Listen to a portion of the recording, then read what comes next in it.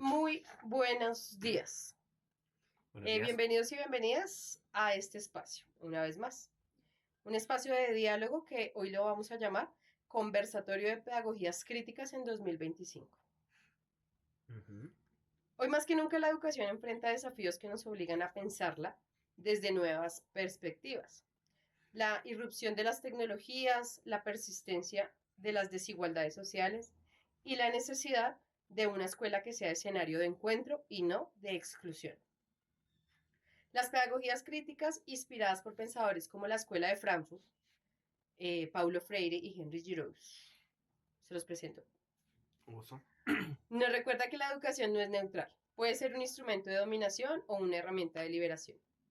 En este podcast recrearemos un diálogo imaginado entre un representante de estas corrientes y una estudiante de esta época, con el fin de reflexionar cómo construir una pedagogía transformadora en el 2025. Los invitamos a escuchar, cuestionar y a soñar junto a nosotros. Porque como decía Freire, la educación no cambia el mundo, cambia a las personas que vamos a cambiar el mundo. Perfecto. Bueno, estudiante, cuéntame. ¿Por qué tu Señor, entrevista? señor Giro, primero que todo, ¿cómo cuestiona la pedagogía crítica los estigmas y prejuicios que reproducen los medios sobre los estudiantes y sus familias? Bueno, primeramente tenemos que tener en cuenta que en términos generales la educación se tiene que ver como un medio o percibirlo como un medio que tiene o puede ejercer algún tipo de poder. ¿Listo? Ese poder puede ser de una forma positiva o de una forma negativa. De hecho, ya lo había citado yo en el año 2003 en las pedagogías críticas de la esperanza. ¿Listo? Así es. Tenemos que tener en cuenta que así como los medios pueden ser una forma para construir discursos de poder agresivos, incluso separatistas, también lo pueden ser para construir discursos de una forma un poco más comunitaria y equitativa. Entonces se tiene que buscar eso es lo que se puede evaluar de estas escuelas. Así es como se percibe la escuela en términos generales desde una postura crítica. O sea, de hecho seríamos como un poco más de iguales. Exacto, tal cual. No funcionan Entiendo, todas las escuelas porque las escuelas tienen esa decisión de poder ejercer ese poder, quieran o no. entiendo. Señor Giroux, ¿de qué manera la pedagogía de la esperanza de Paulo Freire puede aportar a procesos de reconciliación educativa? Bueno, eso también ya nos lo había indicado Freire, como me lo citas, en 1997, en la página 72, en su libro de Las Pedagogías de la Esperanza. Él nos comentó que la idea de la escuela o la esperanza cita la postura de que nadie se educa solo. ¿Listo? Nadie se educa solo. Tanto en las escuelas como a nivel general y social, todos nos educamos de una forma comunitaria, de una forma equitativa, de una forma común, ¿listo? Y así como se puede construir de una forma común la educación, entonces se puede aspirar a que la forma en la que los estudiantes aprendan y nosotros también sea eso. Siempre estar dispuestos a enseñar, pero también recibir el aprendizaje que otros nos pueden brindar. Nuevamente vamos a lo mismo, a que entonces nos darían un poco más de voz y voto. Claro, por supuesto, hacer que las escuelas sean un lugar de encuentro, un lugar de encuentro en el que se dé paso al diálogo. También, pues, al debate. Eso también eso sería lo más importante O en sea, ya no cualquier escuela.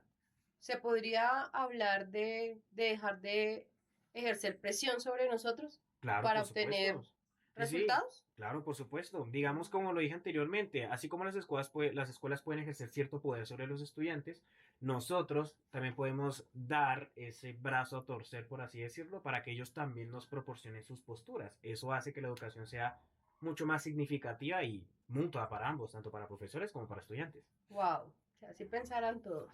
Sí, claro. ¿Qué advertencias hace la teoría crítica frente al uso de la educación como herramienta de dominación cultural? Entiendo, claro. Esta parte es muy importante y quiero que si no analicemos desde una posición muy crítica, tengamos en cuenta que las escuelas se pueden convertir en términos generales en una forma de instrumentalizar a los estudiantes, ¿sí? Como un medio de industria. Puede hacer que los estudiantes tengan ciertos aprendizajes comunes, constantes, cosas que sean muy monótonas y a su vez hacer de ellos aparatos domesticados. Es decir, la escuela puede ejercer cierta domesticación sobre los estudiantes, siendo esta una forma de empresa, si lo vemos desde la perspectiva de la privatización.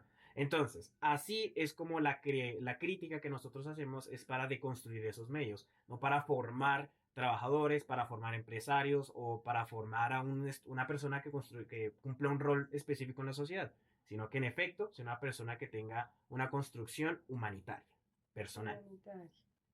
Eh, con esto entiendo yo que dejaríamos de pensar la educación como de que nos sigamos formando para ser obreros. Exacto, sí, la educación de hecho debe ser una forma de emancipación individual, una forma de emancipación individual, Ok, muy crítica para cambiar ciertos parámetros sociales. Recordemos que estamos construyendo personas que en algún momento van a tener un rol fundamental en la sociedad.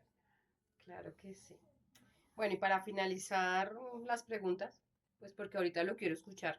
Claro, claro. ¿Qué consejo darían ustedes tres? Y cuando digo ustedes tres es porque sé que su merced conoce esa parte de esta escuela, la escuela de Freire, bueno, sus aportes, la escuela de Frankfurt y por supuesto su merced.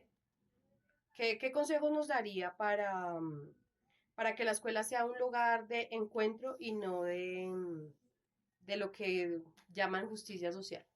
Muy buena pregunta. De hecho, esta misma pregunta también la tengo aquí citada, precisamente porque ya no lo había planteado Freire en 1997, discúlpame.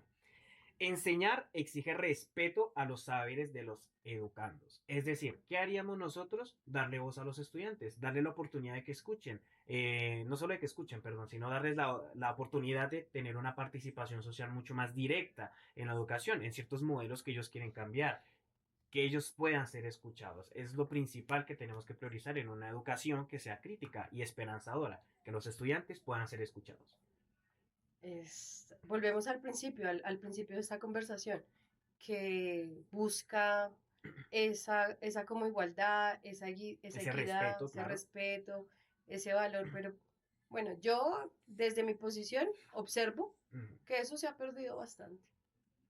Claro, de hecho, si lo vemos desde una perspectiva un poco más lineal en cuanto al tiempo, se puede evidenciar que hay muchos modelos de la educación que actualmente siguen siendo persistentes respecto a años anteriores, es decir, en décadas, prácticamente sí, décadas, casi medio siglo, la educación prácticamente no ha cambiado en nada.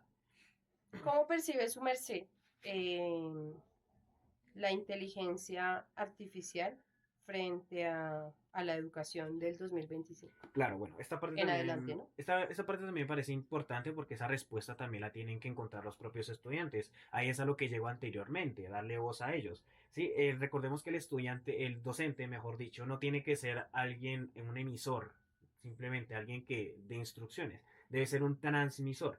Y de acuerdo a las apropiaciones o los consejos que el propio profesor puede hacer, el estudiante encontrar la respuesta que requiere. ¿Sí? Es decir, que por medio de darle la voz al estudiante, pues este también pueda encontrar las respuestas a las tecnologías que consumen desde una perspectiva crítica, si son adecuadas, si no son adecuadas, si le benefician en una construcción intrapersonal constructiva, si no lo hacen, o si son útiles a largo plazo para su vida.